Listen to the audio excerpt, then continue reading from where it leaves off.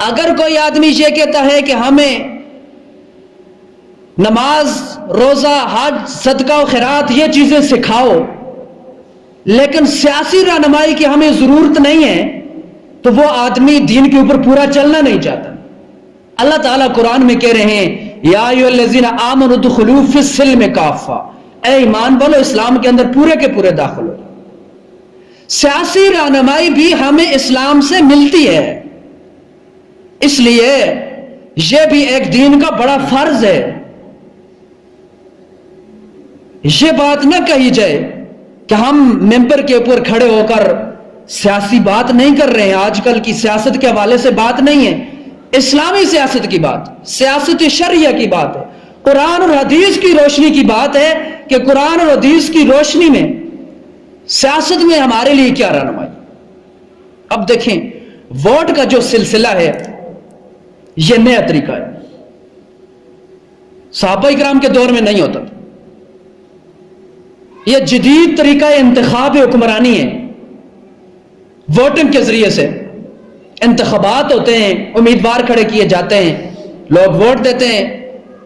حکومت جو ہوتی ہے وہ سامنے آ جاتی ہے، جس کی بھی ہوتی ہے، ہمیں اس سے کوئی تعلق نہیں۔ ہم نے صرف اتنا کرنا ہے کہ سمجھنا یہ ہے آیا یہ ووٹ کا طریقہ جائز بھی ہے یا نہیں، اسلامی کوئی ہدایت اس حوالے سے موجود ہے بھی یا نہیں۔ ابھی جو میں نے حضرت عثمان رضی اللہ تعالی عنہ کا خلافت کے نامزد ہونے کا پورا طریقہ بتایا ہے، اس میں ووٹنگ ہوئی،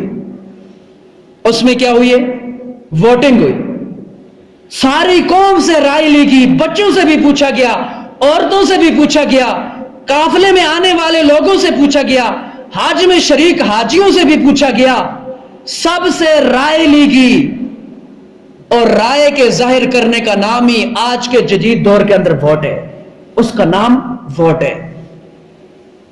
حضرت عثمان رضی اللہ تعالیٰ کو جو خلیفہ بنایا گیا ہے اس میں ووٹنگ کی ایک شکل تھی، اگرچہ وہ پرچی نہیں ہوتی تھی جو آج کے دور میں ڈالی جاتی، یہ تو جدید طریقہ ہے،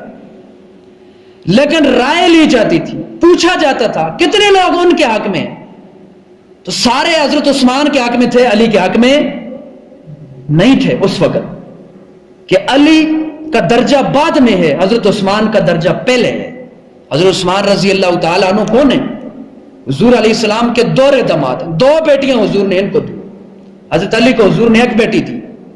ان کو 2 بیٹیاں دی، اور یہ بھی فرمایا ہے اگر میری 40 بیٹیاں ہوتی وہ مرتی جاتی، میں ایک کا بعد دوسری عثمان کے نکاح میں دیتا جاتا۔ حضرت عثمان غنی وہ شخص ہیں جنہوں نے اپنی ساری دولت دین اسلام کے اوپر لٹائی، بڑے ان کے تاریخی کارنامے ہیں، تو سارے لوگ ان کے اوپر متفق ہو گئے۔ تو وہاں سے ہمیں رہنمائی ملتی ہے کہ یہ طریقہ انتخاب اگرچہ اسلامی طریقہ کار کے مطابق تو نہیں ہے، آج کل جو ووٹنگ کا طریقہ ہے یہ اسلام کے اندر تو خلافت ہے۔ خلافت اس کو کہتے ہیں کہ نبی کا قائم مقام ہو کر اس دھرتی پر جو اللہ کی ہے اللہ کے دین کو نافذ کرنا، اسلام اس کا حامی ہے۔ جہاں تک موجودہ جمہوریت کا تعلق ہے تو اسلام اس کو پسند نہیں کرتا ہے، اسلام کے اندر جمہوریت نہیں ہے۔ بہرحال یہ اسلامی ملک کے اندر طریقہ رائج ہے، تو صحابہ کرام کے میں سے حضرت عثمان رضی اللہ تعالیٰ عنہ کی جو خلافت قائم ہوئی وہ ووٹنگ کے ذریعے سے قائم، معلوم ہوا کہ یہ طریقہ اختیار کرنا جائز ہے۔ اب اس میں یہ سمجھنا چاہیے کہ ووٹ کی شرعی حیثیت کیا ہے، قرآن اور حدیث کی روشنی میں ووٹ کی شرعی حیثیت کیا؟ سب سے پہلی شرعی حیثیت یہ ہے کہ ووٹ ایک امانت ہے، ووٹ ایک امانت ہے۔ یہ بھی ہم لوگوں کے ذہنوں کے اندر یہ بات ہے، ہم کہتے ہیں کسی کے پاس ہم نے کوئی چیز رکھوائی ہوتی ہے، اپنا مال، وہ امانت ہوتا ہے۔ حدیث کے اندر، قرآن کے اندر آتا ہے کہ امانت کا جو لفظ ہے یہ بڑا وسیع لفظ ہے۔ ہم نے کسی کو کان میں بات کہی کہ میری یہ بات آپ نے اپنے پاس رکھنی ہے، یہ بات بھی امانت ہے۔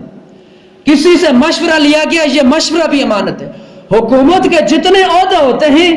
وہ عہدے بھی امانت ہوتے ہیں، ان کے اندر خیانت کرنا جائز نہیں۔ اور دوسری اس کی حیثیت ہے شہادت کی۔ ہم کسی کو اگر ووٹ دیتے ہیں تو ہم گویا گواہی دیتے ہیں کہ فلاں آدمی صحیح ہے، فلاں آدمی اچھا ہے، ہم اس کے حق کے اندر گواہی دیتے ہیں۔ جس طرح اچھی گواہی دینا ثواب کا کام ہے، اسی طرح جھوٹی اور ایسے کام کی گواہی دینا جو آدمی ظالم ہے، جو آدمی خود ایسا ہے، شریعت کے مطابق چلنے والا نہیں ہے، اسلام کا مخالف ہے، یہ جھوٹی گواہی دینا بھی اس کے لیے قیامت والے دن وبال عظیم بنے۔ اور تیسری حیثیت ووٹ کی یہ ہے کہ یہ ایک سفارش ہے۔ کسی آدمی سفارش کرتا ہے کہ فلاں نمائندہ اچھا ہے، اور قرآن کریم کا اعلان ہے جو اچھی سفارش کسی کے حق میں کرے گا اللہ تعالیٰ اس کا ثواب اس کو عطا فرمائیں گے، اور جو شخص بری سفارش کرے گا، کسی ظالم کے حق میں سفارش کرے گا، اللہ رب العالمین قیامت والے دن اس کو عذاب کے اندر مبتلا فرمائیں گے۔ ایک حدیث کے اندر آتا ہے قیامت والے دن اعلان ہوگا، آواز لگائی جائے گی، ظالم لوگ کہاں ہیں اور ظالم کے مددگار کہاں ہیں؟ ظالم کہاں ہیں اور ظالم لوگوں کے مددگار کہاں ہیں؟ تو حدیث کے اندر آتا ہے جن لوگوں نے ظالموں کے آگے قلم اور دوات صحیح کر کے بھی رکھے ہوں گے نا، اتنی بھی ظالموں کے ساتھ تعاون کیا ہوگا۔ ووٹ تو ایک بہت بڑی قوت ہے، بہت بڑی ایک طاقت ہے۔ کسی ظالم کے آگے قلم اور دوات بھی صحیح کر کے رکھے ہوں گے، فرمایا اللہ تعالیٰ اس ظالم کو بھی اور اس کے آگے اس ادنا سی مدد کرنے والے کو بھی لوہے کے تابوت کے اندر ڈال کر کے جہنم کے اندر پھینک دیں۔ انتخابات کا جو دن ہے، سارے علماء اسی پر بول رہے ہیں، لیکن لوگ یہاں سے کانوں میں ڈالتے ہیں، دوسرے کان سے نکالتے ہیں، کہتے ہیں نہیں یہ تو پارٹیوں کی ہار جیت کا مسئلہ ہے، یہ اسلام کا مسئلہ ہے، یہ ووٹ ایک امانت ہے، امانت میں خیانت ناجائز ہے، یہ ووٹ ایک شہادت ہے، جھوٹی شہادت اور ظالموں کی شہادت دینا گواہی ہے، گناہ ہے۔ یہ اسلامی نقطہ نظر سے ہمارے پاس ایک چیز آئی ہے، یہ کسی کی سفارش ہے، جائز آدمی اور اچھے آدمی کی سفارش ہوگی، وہ جتنے نیک کام کرے گا ہمیں اس کا ثواب ملے گا، اور ظالم آدمی جتنے غلط کام کرے گا اس کا وبال ہمیں اٹھانا پڑے گا۔ ہم نے دیکھنا ہے یہ ملک بنا ہے اسلام کے نام پر، سب سے پہلے ہم نے اپنی روڈوں کا نہیں دیکھنا ہے، ہم نے اور باقی کاموں کو نہیں دیکھنا ہے، ہم نے دیکھنا ہے تو یہ دیکھنا ہے کہ فلاں آدمی اسلام کے ساتھ کتنا مخلص ہے۔ ملک بنا ہی اسلام کے نام پر، جو اسلام کے ساتھ مخلص آدمی ہے، جس میں خوف خدا ہے، جس میں غریبوں کے حوالے سے ہمدردی ہے، اس کو اگر ہم ووٹ دیں گے، اس کے حق میں اپنی رائے کا اظہار کریں گے، قیامت والے دن وہ جتنے بھی نیک کام کرے گا اس سب کا ثواب ہمیں اللہ تعالیٰ نصیب فرمائے۔ تو اس لیے ہار جیت کا مسئلہ سمجھنے کے بتائے درست فیصلے ہمیں کرنے چاہیے، اور اللہ تعالیٰ اس میں جو لوگ یعنی کہ یہ فیصلے کر رہے ہیں، جن کی ماتحتی نگرانی میں ہو رہی ہیں، ان کو بھی اللہ تعالیٰ اس میں صحیح رخ پر چلنے کی توفیق نصیب فرمائے۔